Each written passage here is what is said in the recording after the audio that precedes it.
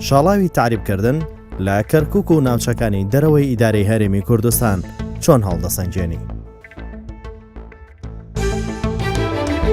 تعریبی کەرکووک شتێکی نوێ نییە. ئێمە خۆش بڕواینە بە عەرەب، نابی ئێمە ئەو هەندە خۆش بڕوا بین. ئەوانە هەر فرسەتێکیان لۆ دەست بکەویتن، تعریبەکەی خۆیان دەست پێ دەکەن و دەیکەن.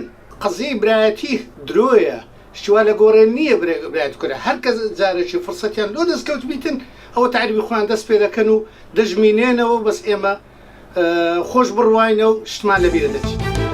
ئەو شاڵاوەی تعریبکردن لە نێوان کورد و عەرەب لە عێراق بەڕای من با ئەو برایەتی بوەستێنین، با ئەو عیلاقاتانە لە نێوان ما و عەرەب بوەستێنین، لیان ئەمە بە ناوی برایەتی قسەکەین، ئەوان بە دوژمناتی قسە مەکەن، بەوە بەسە، یعنی ئەف مەسەلە بوەستێنین. ئەوە چی سفادەی نییە بە برایەتی قسە بکەینەوە بە دژمناتی و تعریبکردن بیت. لە ساڵانی پێشوە با لە بیرمان بێت، بە جاران دووبارە نەبێتەوە. نێوان کورد و عەرەب هیچ کاتێک باش نەبووە. دایمە کوردەکان باشتر بوون لە عەرەبەکان. عەرەبەکان دایان هەوێت کوردەکانیش بە زۆری بکەن بە عەرەب و خۆجێیی بچەسپێنن بەسەر کوردەکاندا. ئەوەش هیچ کاتێک ڕەوا نەبووە بەرامبەر بە کوردەکان. پێتر سوپاس.